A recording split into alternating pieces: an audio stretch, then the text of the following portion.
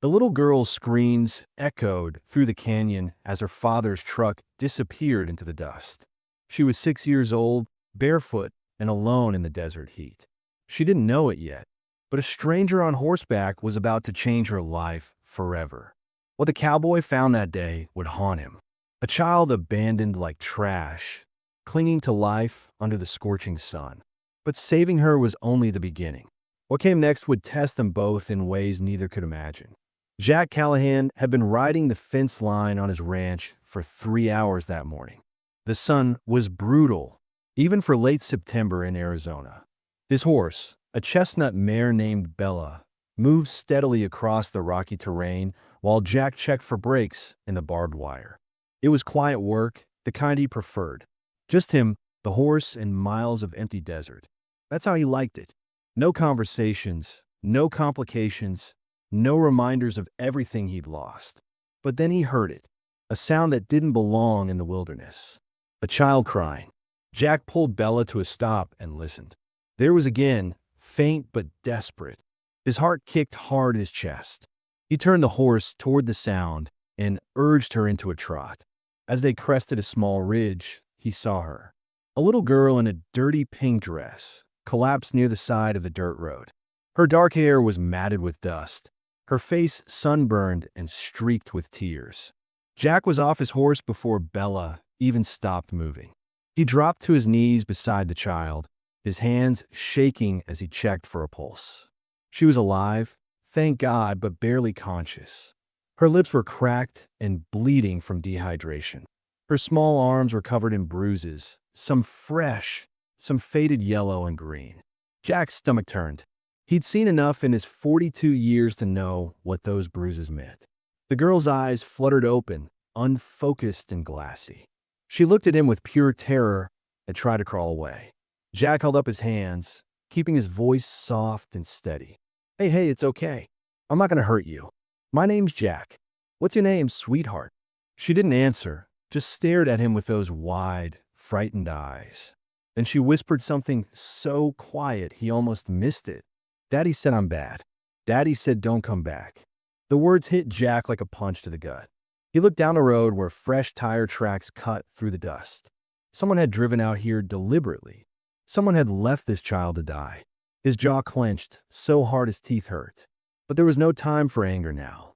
This little girl needed help, and she needed it fast. Jack scooped her up as gently as he could. She weighed almost nothing, light as a bird in his arms. She didn't fight him, didn't cry out. She just went limp, too exhausted to resist. He lifted her onto Bella and climbed up behind her, holding her steady against his chest. I got you now, he murmured. You're safe. I promise. Then he turned Bella toward home and kicked her into a gallop. The ride back to the ranch felt like it took forever. Jack kept one arm wrapped around the girl, feeling how hot her skin was, how shallow her breathing. He talked to her the whole way, even though she didn't respond. He told her about his ranch, about his horses, about anything he could think of to keep her with him. Stay with me, kiddo. We're almost there. Just hold on. When the ranch house finally came into view, Jack felt a surge of relief. It wasn't much, just a small 2-bedroom place with weathered wood siding and a tin roof. But it was home, and right now, it was this child's only hope. He brought Bella right up to the porch and slid down with the girl still in his arms. He kicked open the door and carried her inside, laying her carefully on the leather couch in the living room. Jack moved fast. He grabbed bottles of water from the fridge and a clean cloth from the kitchen. He wet the cloth and gently wiped her face, cleaning away the dirt and dried tears. Then he helped her take small sips of water, not too much at once. She coughed and sputtered, but managed to swallow. Her eyes opened a little wider, more alert now. That's it, Jack said softly. Nice and slow. You're doing great. He noticed more bruises as he cleaned her up. Finger marks on her upper arms. A fading handprint on her thigh. His hands trembled with rage, but he kept his face calm. This child had been through enough without seeing his anger. She needed to feel safe, not scared. Jack found an old Afghan blanket and draped it over her. She was shivering despite the heat, her body going into shock. That's when Jack noticed something else. The little girl had a small silver necklace around her neck, a tiny heart-shaped locket. He didn't open it, didn't want to invade her privacy like that. But it told him something important. Somebody had loved this child once. Somebody had given her that necklace and meant for her to keep it. What kind of monster throws away a child? Jack pulled out his cell phone and dialed Sheriff Tom Dawson. They'd been friends since high school, back when Jack had been a different person with a different life. Tom picked up on the second ring. "Tom, it's Jack. I need you out of my place right now. I found a little girl on County Road 12. She's in bad shape. Real bad. Looks like somebody dumped her out there." There was a pause on the other end. "Jesus, Jack. Is she alive?" Jack looked at the small figure on his couch, her chest rising and falling in shallow breaths. "Yeah, but Tom, she's been hurt, beaten. I don't know how long she was out there, but it was long enough." Tom's voice went hard. "I'm 10 minutes out. Don't move her. Don't let her out of your sight. And Jack, don't call anyone else yet. Not until I get there and see what we're dealing with." Jack agreed and hung up. He sat down on a coffee table across from the couch, watching the little girl breathe. Her eyes were closed again, but her hand had come up to clutch the blanket. Such a small hand, such small fingers. Jack hadn't been around a child in 10 years. Not since his daughter Emma had been taken from him. The divorce had been ugly, the custody battle even uglier. His ex-wife Linda had convinced the judge that Jack was unstable, dangerous. It wasn't true, but the PTSD from his time overseas had made him look like a risk. One panic attack during an argument, one moment of weakness, and he'd lost everything. Linda had moved to California with Emma, and Jack hadn't seen his little girl since. She'd be 16 now, almost grown. He'd missed it all. Looking at this broken child on his couch, Jack felt something crack open inside his chest, something he'd locked away a long time ago. He reached out and gently brushed a strand of hair from her face. "I don't know who hurt you," he whispered, "but I swear to God, they're not going to hurt you again." The little girl's eyes opened. She looked right at him, and for the first time, she spoke in a voice clearer than before. "Are you going to leave me too?" The question broke his heart. Jack shook his head, his throat tight. "Not a chance, kid. Not a chance."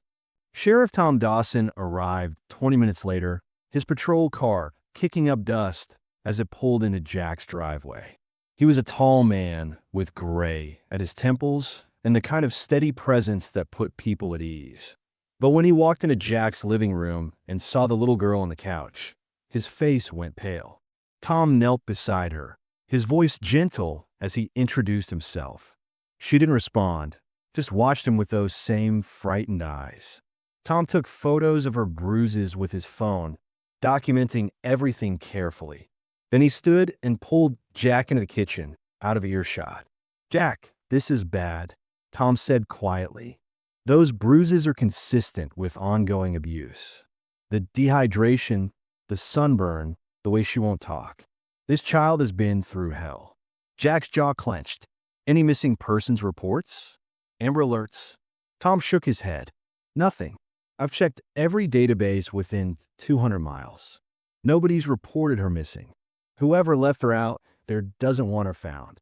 The words hung heavy in the air between them. Tom rubbed his face, looking exhausted. "I've got to call Child Protective Services. They'll send a social worker, probably place her in emergency foster care while we investigate." Jack felt his chest tighten. "Foster care? Tom, the system's overloaded. You know that. She'll end up in some group home with a dozen other kids and workers too tired to notice if she's breathing." Tom sighed. "I know, but that's protocol. We don't have a choice." Jack looked through the doorway at the little girl. She'd fallen asleep again, her small body curled under the blanket. Something fierce and protective rose up in him, something he hadn't felt in 10 years. "What if she stayed here?" he said suddenly. "Just temporarily, till you find her family or figure out who she belongs to." Tom's expression changed. "Jack, you know I can't authorize that. You're not approved for foster placement. And with your history," he stopped himself, but the damage was done. Jack's voice went cold. "Say it, Tom. With my history, I'm not fit to take care of kid. That's what you mean, right? Tom held up his hands. That's not what I said. But the system sees things a certain way. You lost custody of Emma. That's on your record. CPS won't overlook it.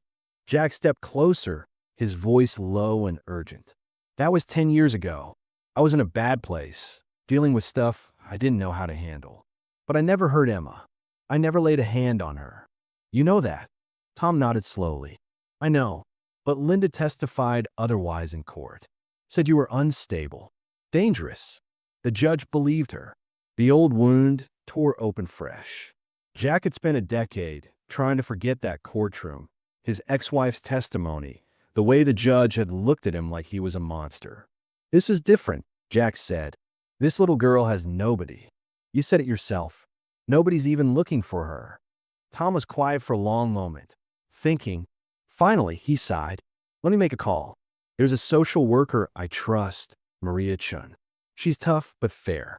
If I can convince her to approve a temporary emergency placement, you might have a shot. But Jack, this would be short-term. 2 weeks max while we investigate. And you'd have daily check-ins, home inspections, the works. One mistake, and she's gone. Jack nodded. I understand. Tom pulled out his phone. And Jack, why are you doing this? You don't even know this kid. Jack looked back at the sleeping child. Maybe that's exactly why, he said softly. Because nobody else does either. 2 hours later, Maria Chun arrived. She was a small woman in her 50s with sharp eyes that missed nothing.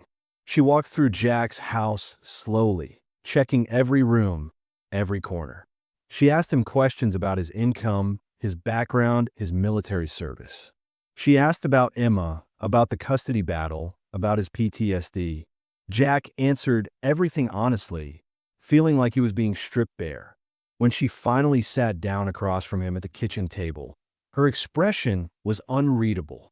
Mr. Callahan, she said, I'm going to approve a 2-week temporary placement. But understand this is highly irregular. You'll have supervised visits from me every other day. The child will see a doctor tomorrow. And if I see anything at all that concerns me, she's removed immediately. Do you understand? Jack felt relief wash over him. Yes, ma'am. I understand. Maria stood and looked at the little girl sleeping on the couch. Have you gotten her name yet? Jack shook his head. She hasn't said much. Just that her daddy said she was bad. Maria's expression softened for just a moment. Well, let's hope we can help her find her voice again. She handed Jack a stack of paperwork. Fill these out. I'll be back tomorrow at 9. After she left, Jack sat beside the couch and watched the little girl sleep. The sun was setting outside, casting orange light through the windows. He didn't know her name, didn't know her story. But somehow, in the span of a single day, she'd become his responsibility. And Jack Callahan didn't take responsibility lightly. You're safe now, he whispered. I promise you're safe.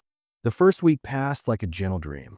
Jack woke before dawn each morning to find the little girl already awake, sitting on the couch with her knees pulled to her chest.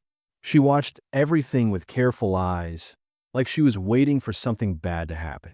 But slowly, piece by piece, she began to trust him. On the 3rd day, she told him her name. Rosie. Just Rosie. She didn't know her last name, or claimed she didn't. Jack didn't push. He figured she'd been called enough bad things in her short life. Rosie was enough for now. He taught her the ranch routine. How to collect eggs from the hen house without scaring the chickens. How to fill the water troughs for the horses. How to scatter feed for the cattle. Rosie followed him everywhere, a tiny shadow in oversized clothes borrowed from the church donation box.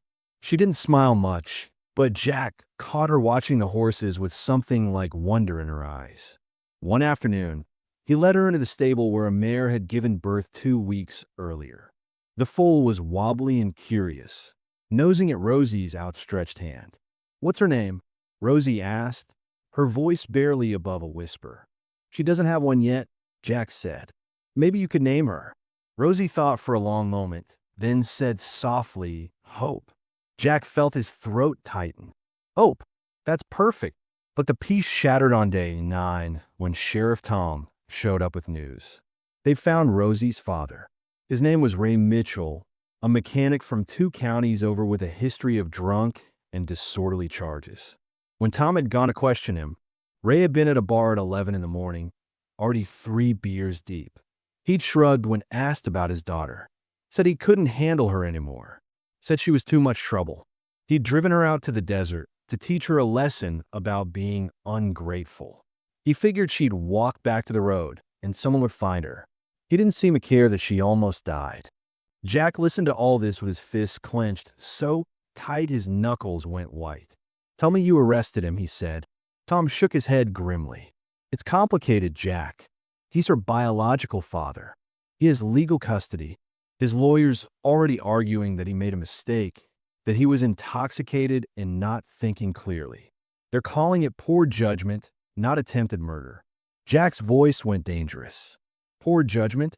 He left a 6-year-old child in the desert to die. Tom held up his hands. I know. And we're building a case for child endangerment and abuse. But Jack, you need to understand something. The system is designed to keep families together. Judges almost always favor biological parents, even terrible ones.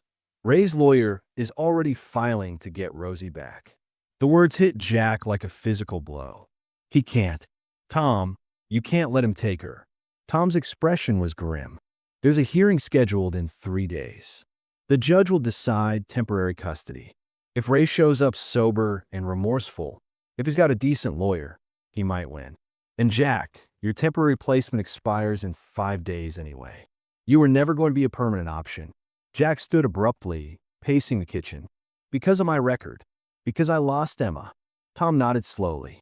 The court sees you as high risk. A single man with PTSD and a history of losing custody. They won't approve you for long-term foster care, let alone adoption. I'm sorry, but that's reality. That night, Jack sat on the porch long after Rosie had gone to sleep. He stared out at the dark desert, thinking about everything Tom had said. He'd known this was temporary. He'd told himself not to get attached. But somewhere in the past 9 days, something had changed. Rosie had started sleeping in the spare bedroom instead of the couch. She'd started saying good morning when she woke up.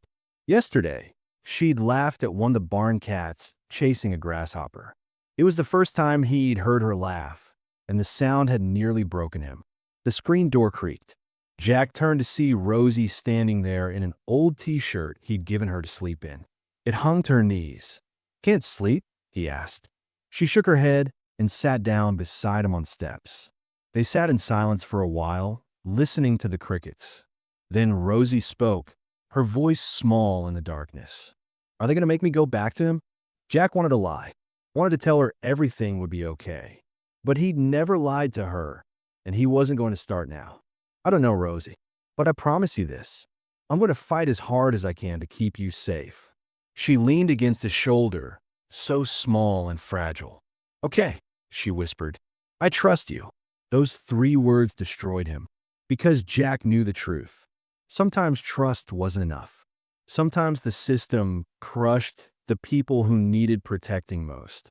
And in 3 days, he'd have to face a judge and convince them that a broken cowboy with a scarred past was a better father than the man who'd left this child to die. The odds were against him. They always had been. The courtroom was packed. Jack hadn't expected that. Word had spread through the small community about the little girl found in the desert, and it seemed like half the county had shown up to support her. Jack sat at a table with a court-appointed lawyer, a young woman named Sarah Mitchell who'd taken the case pro bono. She'd spent the last 2 days preparing him, gathering evidence, building their argument. But even she looked worried as Ray Mitchell walked through the courtroom doors. Rosie's father had cleaned up well. He wore a pressed shirt and khaki pants, his hair combed back neatly. He looked nothing like the drunk Tom had described. Ray's lawyer was expensive too, the kind who wore cufflinks and spoke in smooth, practiced sentences. Jack's stomach sank. This wasn't going to be the easy win he'd hoped for. The judge entered, an older man named Harold Brennan with a reputation for being tough but fair. Everyone stood, then sat again. Jack glanced back and saw Rosie sitting with Maria Chun in the back row. She looked terrified, her small hands twisted together in her lap. He tried to give her a reassuring smile, but his face felt frozen. Ray's lawyer went first. He painted a picture of a struggling single father overwhelmed by grief. Ray's wife had died 3 years ago, leaving him to raise Rosie alone. He'd turned to alcohol to cope with the loss. On that terrible day, he'd made a mistake while intoxicated. He'd driven out with Rosie intending to scare her straight, to teach her discipline. He'd never meant to abandon her. He'd come back an hour later, and she was gone. He'd panicked, driven home, passed out. He was deeply ashamed and had been attending AA meetings for the past 2 weeks. He'd completed an anger management intake assessment. He was getting help.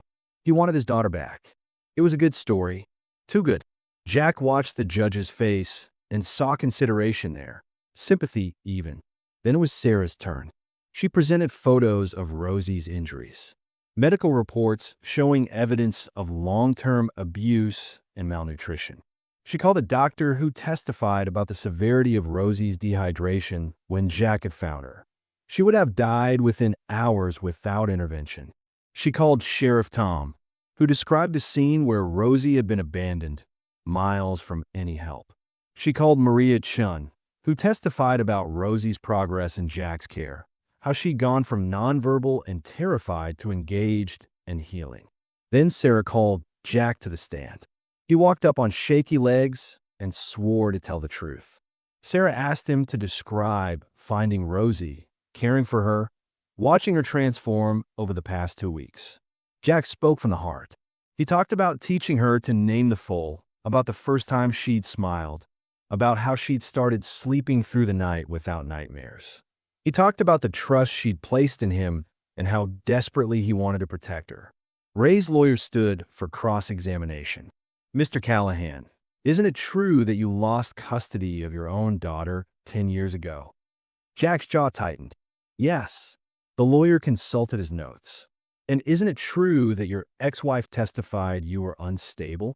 That you had violent episodes related to PTSD? Sarah objected, but the judge allowed it. Jack forced himself to answer calmly.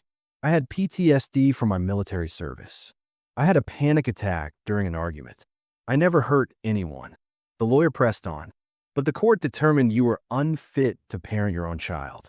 Why should we believe you're fit to parent this one? The question hung in the air like poison. Jack looked at Rosie in the back row. Her eyes were wide and frightened. He turned back to the lawyer. Because I've spent the last 10 years getting help, going to therapy, learning to manage my condition. I lost my daughter and it destroyed me.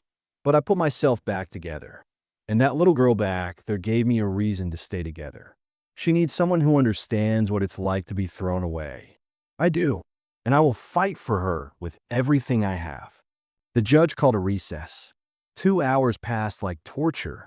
Jack sat outside the courtroom with Sarah, neither of them speaking. Finally, they were called back in. Judge Brennan looked at his notes, then at the courtroom. I've reviewed all the evidence and testimony presented today. This is not an easy decision. He paused. Jack felt his heart hammering. Mr. Mitchell, you endangered your daughter's life through criminal negligence. However, you're her biological father and have rights under the law. You've shown willingness to seek treatment. Jack's hope plummeted. The judge continued. Mr. Callahan, while I appreciate your care for this child, your history concerns me. You lack formal approval for foster placement. Judge Brennan took a breath. Therefore, I'm ruling as follows.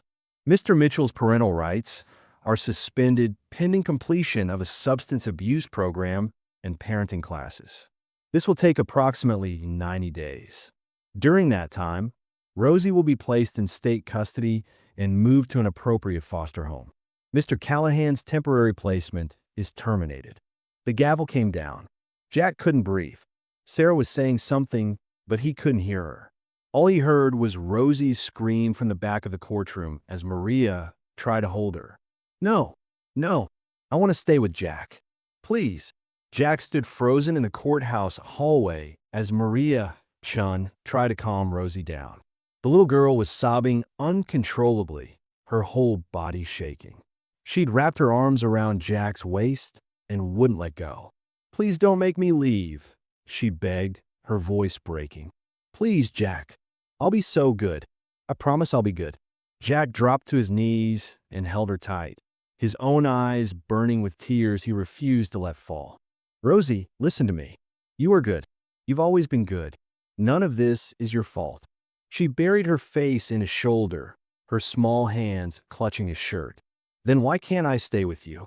It was the question Jack had no answer for.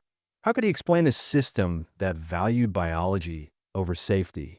How could he tell her that his past mistakes mattered more than her present needs? Maria gave them a few more minutes, her own expression pained. She'd seen this too many times. Children ripped from the only stability they'd known because of bureaucracy and legal technicalities.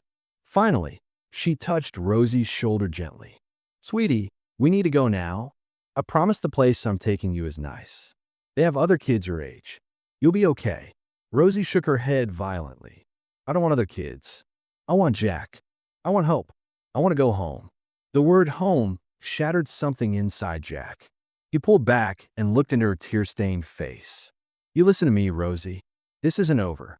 I'm going to fight this. I'm going to find a way to bring you back. But right now, you need to be brave for me. Can you do that? She nodded, but fresh tears rolled down her cheeks. Jack stood and watched as Maria led her toward the exit. At the door, Rosie turned back one last time. You promised you wouldn't leave me, she said, her voice small and broken. Jack felt like his chest was being crushed. I'm not leaving you. They're making you leave me. But I promise you, Rosie. I promise I'm coming for you. Then she was gone. Jack stood in that empty hallway for a long time, staring at the door she'd disappeared through. Sarah came up beside him, her hand on his arm.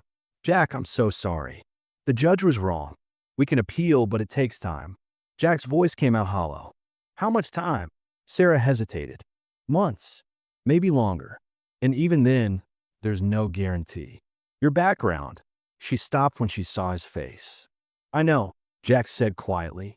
I know what my background means. It means I lose. Again, he drove back to the ranch in a daze. The house felt enormous and empty without Rosie in it. Her bedroom door was open, her few belongings still scattered around. The donated clothes folded on a chair. The stuffed rabbit Maria had brought her sitting on the pillow. Jack stood in the doorway, unable to go inside. He'd lived alone for 10 years and never felt lonely. But now, after just 2 weeks with a 6-year-old girl, the silence was unbearable. He walked out to the stable instead. Hope was in her stall with her mother. The foal came over when she saw him, nuzzling his hand looking for treats. She's gone, Jack told the horse, his voice cracking. I couldn't keep her safe. That night, Jack sat on his porch with a bottle of whiskey. He hadn't touched alcohol in 5 years, not since he'd gotten serious about managing his PTSD. But tonight, he didn't care. He opened the bottle and stared at it, thinking about how easy it would be to just stop feeling, to stop hurting. His phone rang. It was Tom. Jack let go to voicemail. It rang again. Sarah this time. He ignored it. The third call was from a number he didn't recognize. He almost didn't answer, but something made him pick up. Jack Callahan? The voice was female, older, and somehow familiar. Yes, he said roughly. Who's this? There was a pause. It's Linda, your ex-wife. Jack's hand tightened on the phone. He hadn't spoken to Linda in 10 years. What do you want? He asked, his voice cold. Linda's voice was soft, almost apologetic. I heard about the little girl. About what happened in court today. Jack, I'm calling because I need to tell you something. Something I should have said a long time ago. Jack waited, his heart pounding. Linda took a breath. I lied in court 10 years ago. About you being dangerous. About you being unstable. I was angry and hurt, and I wanted to hurt you back. But you didn't deserve what I did to you. You were a good father to Emma. And from what I've been reading online, you were a good father to that little girl too.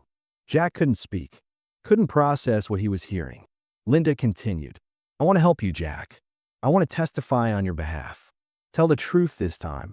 If you're willing to appeal, I'll be there.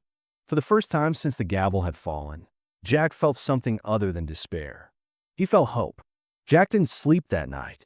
He sat at his kitchen table with Sarah on speakerphone, planning their next move. Linda's offer to testify was a game changer, but it wasn't enough by itself. They needed more. They needed evidence that Rosie was suffering without him, that the system had made the wrong call. Sarah promised to file an emergency appeal first thing Monday morning. She'd argue that new evidence had come to light that warranted reconsideration. It was a long shot, but it was the only shot they had. Meanwhile, Rosie was placed in a group foster home 40 miles away. Maria called Jack 3 days later with an update, and her voice was tight with concern. "She's not doing well, Jack. She won't eat, won't talk. She just sits in the corner and stares at the wall." The foster parents are good people, but they're overwhelmed. They've got 6 other kids to manage. Jack gripped the phone so hard his knuckles went white. "Let me see her. Please, Maria. Just let me visit." Maria sighed. "You know, I can't authorize that." The court order was clear. No contact until the appeal is heard. But Rosie took matters into her own hands. On the 5th day in foster care, she asked for paper and crayons. The foster mother was thrilled, thinking maybe the child was finally coming out her shell. Rosie sat at the kitchen table for an hour, working carefully. When she finished, she'd drawn a picture of a man and a little girl standing in front of a stable with a horse. At the bottom, in shaky letters, she'd written, "Me and my dad, Jack. Please let me go home." She handed it to Maria during her next visit and asked her to give it to the judge. Maria looked at that drawing for a long time. She'd been a social worker for 28 years. She'd seen hundreds of cases, placed hundreds of children, and she'd learned to read the signs of what a child truly needed versus what the system thought they needed. This little girl needed Jack Callahan. Maria made a decision that could cost her job. She scanned the drawing and emailed it to Judge Brennan with a detailed report. Rosie was deteriorating in state care. She'd lost weight. She'd started having nightmares again. In Maria's professional opinion, removing her from Jack's care had caused more harm than good. The child needed stability, and she'd found it with him. 2 weeks after the original hearing, Sarah called Jack with news. The judge had agreed to an expedited appeal. They had a hearing scheduled in 3 days. Jack's heart raced. "What are our chances?" he asked. Sarah was honest. "Better than before. Linda's testimony will help. Maria's report will help. But Jack, you need to understand that even if we win, it might only be temporary custody. Full adoption could take years." Jack didn't care about years. He cared about getting Rosie back now, today, as soon as possible. The second hearing was smaller. No crowd this time, just the necessary parties. Ray Mitchell didn't even show up. His lawyer reported that Ray had failed to complete his substance abuse program and had been arrested again for DUI. The judge's expression darkened at that news. Linda took the stand and did exactly what she'd promised. She told the truth about the custody battle 10 years ago, about how she'd exaggerated Jack's condition out of spite. She admitted he'd never been violent or dangerous. She said she kept their daughter Emma from him out of anger, and it was the biggest regret of her life.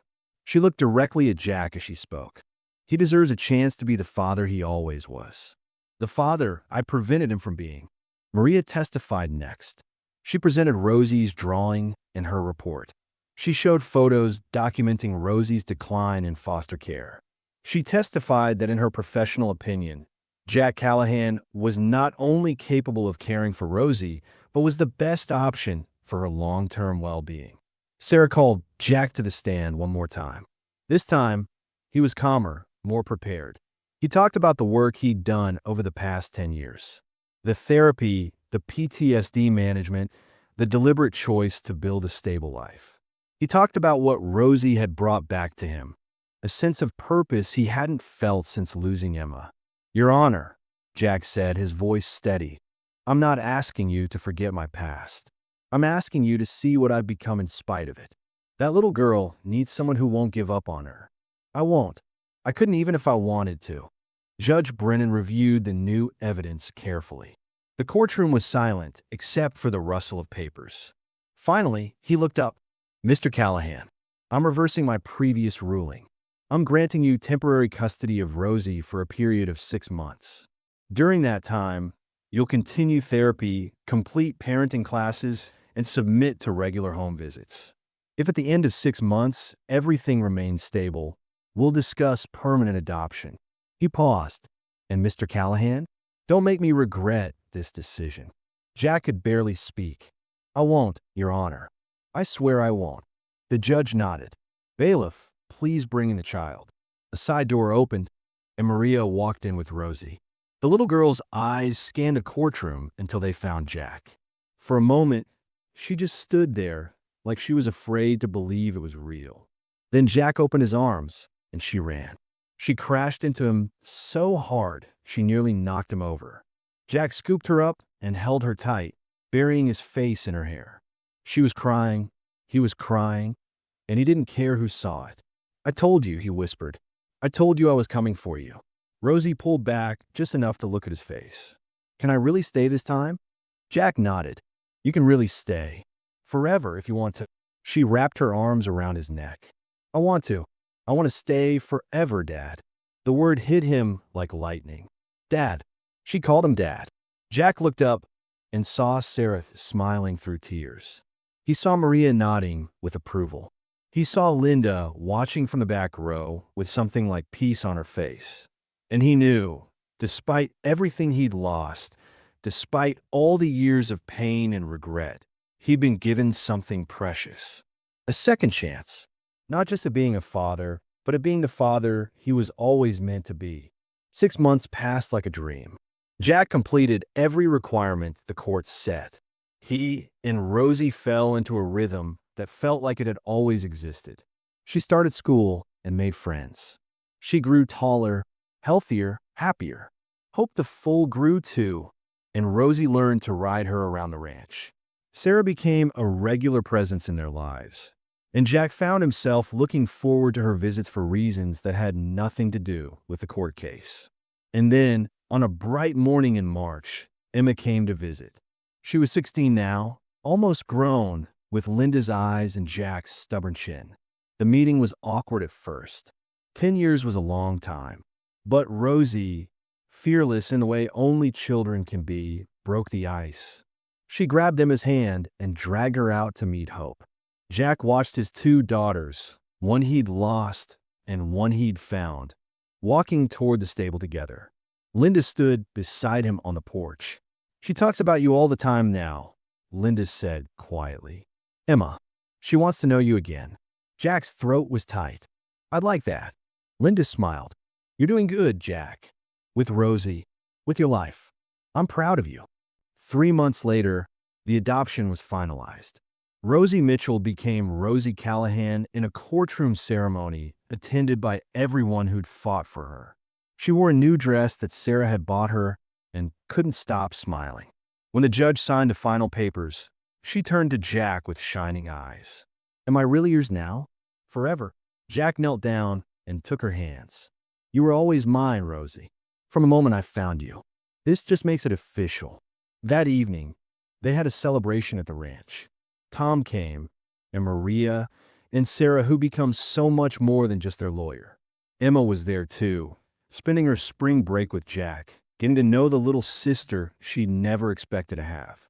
As the sun set over the desert, Jack and Rosie sat on the porch steps, watching the sky turn orange and gold. "Dad," Rosie said softly. "Yeah, kiddo." She leaned against his shoulder. "Do you think my first dad ever thinks about me?" Jack was quiet for a moment, choosing his words carefully. "I don't know, sweetheart, but I think about you every second of every day, and I'm never letting you go." Rosie smiled. "Good, because you're stuck with me now." Jack laughed and wrapped his arm around her. "Best thing I ever got stuck with." They sat there as the stars came out, father and daughter, watching the night settle over their ranch. Their home. Jack thought about that dusty road where he'd found her, about how close he'd come to losing her, about how a broken cowboy and a thrown-away little girl had saved each other. Some people said blood made you family. But Jack knew better now. Love made you family. Choice made you family. Showing up every single day made you family. And he'd show up for Rosie every day for the rest of his life. Inside the house, laughter rang out as Emma taught Sarah how to play cards while Tom told stories about Jack's younger days. Rosie looked back at the warm glow of the windows. "This is what home feels like, isn't it?" she asked. Jack squeezed her shoulder gently. "Yeah, Rosie, this is exactly what home feels like." And for the first time in longer than he could remember, Jack Callahan was finally completely home.